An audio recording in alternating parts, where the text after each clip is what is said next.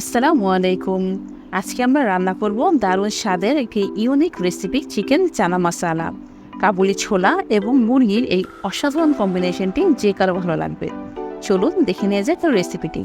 এই জন্য প্রথমেই একটি কড়াইতে আমরা হাফ কাপ তেল নিয়ে দিয়ে দেবো 1 কাপ কুচি করা পেঁয়াজ। পেঁয়াজটাকে আমরা হালকা ভেজে নিব। পেঁয়াজটা হালকা ভাজা হয়ে গেলে এখানে আমরা দিয়ে দিব 2 টেবিল চামচ আদা রসুন বাটা। আলাদা আলাদা দিলে 1 চামচ আদা আর 1 চামচ রসুন বাটা দিয়ে দিবেন। এখন আমরা আদা রসুন বাটাটাকে হালকা একটু ভেজে নিব, যেন পেঁয়াজ এবং আদা রসুনের কোনো গন্ধ না থাকে। এখন এখানে আমরা 4টি কাঁচামরিচ ভেঙে দিয়ে দেব। আপনারা ইচ্ছে করলে আরও কম দিতে পারেন। আমরা ঝাল একটু পছন্দ করি, তাই সব জায়গায় মরিচ একটু বেশি বেশি করে দিব।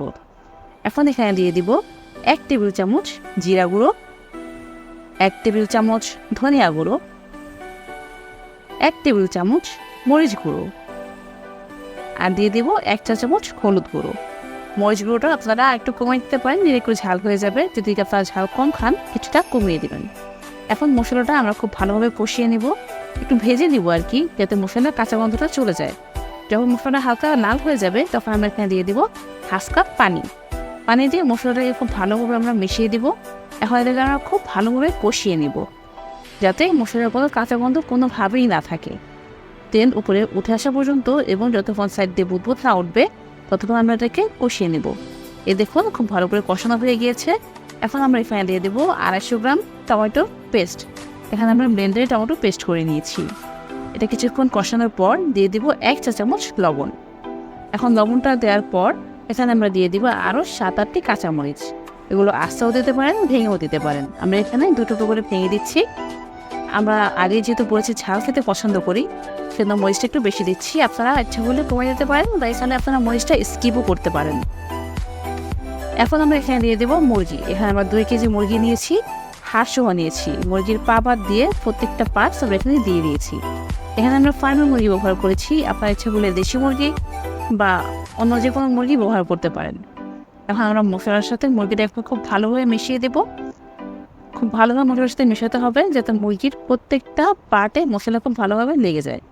এখন এটাকে আমরা ঢাকনা দিয়ে মিডিয়াম হিটে 10 মিনিট রান্না করব। এই যে 10 মিনিটে আমাদের মুরগির পানি ছেড়ে দিয়েছে। এখানে আমরা কোনো এক্সট্রা পানি ইউজ করিনি, এটা পুরোটাই মুরগির পানি।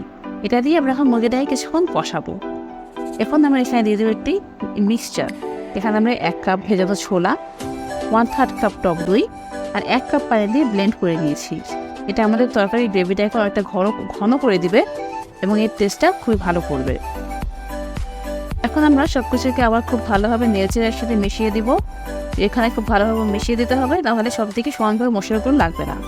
এখন এটাকে ঢেকে আবার মিডিয়াম টু হাই হিটে 5 মিনিট রান্না করব। 5 মিনিটে পানিটা আবার ফুটে উঠলে এটা আমরা আবার কিছুক্ষণ নেড়েচেড়ে মিশিয়ে দিব। এখন এখানে আমরা দিয়ে দিব সিদ্ধ কাবুলি ছোলা 300 গ্রাম। ছোলাটাকে আমরা সারা রাত ভিজিয়ে রেখে সকালে সিদ্ধ করে নিয়েছি। আপনারা এটা আগে থেকে সিদ্ধ করে ফ্রিজে রেখে দিতে পারেন, তারপর যে কোনো টাইম ব্যবহার করতে পারেন। ছোলাটা সিদ্ধ করার সময় আমরা এখানে দিয়েছি দারচিনি, লবঙ্গ ও তেজপাতা। এবার ছোলাগুলোকে আমরা মাংসের সাথে খুব ভালোভাবে মিশিয়ে দেব আর দিয়ে দেবো 3 কাপ পানি। আপনারা যদি আরও কম গ্রেভি রাখতে চান আর কম পানি দিতে পারেন, বা বেশি গ্রেভি রাখতে চাইলে আরও বেশি পানি বাড়িয়ে দিতে পারেন। আমরা মিডিয়াম লেভেলের গ্রেভি রাখবো, তাই 3 কাপ পানি দিয়েছি। এবার সব কিছু আবার খুব ভালোভাবে একসাথে মিশিয়ে দেব। খুব ভালোভাবে মেশানো হয়ে গেলে এটাকে আমরা ঢাকনা দিয়ে হাই হিটে আরও 5 মিনিট রান্না করব। ফিরে আসছি 5 মিনিট পরে। এই যে আমাদের তরকারিটা খুব ভালোভাবে ফুটে উঠেছে। এখন আমরা এখানে দিয়ে দিব 1 চা চামচ গরম মশলা। গরম মশলা আমরা শুরুতে ব্যবহার করিনি, শেষে দিচ্ছি, যাতে গানটা খুব ভালোভাবে থাকে। এখন এটাকে আমরা মিডিয়াম হিটে এক চুলায় ঢেকে রেখে দিব ততক্ষণ আমাদের আরও কিছু কাজ আছে, সেগুলো কমপ্লিট করে আসি। এখন চুলাটাকে আমরা কমিয়ে এটাকে ঢাকনা দিয়ে ঢেকে রেখে দিব।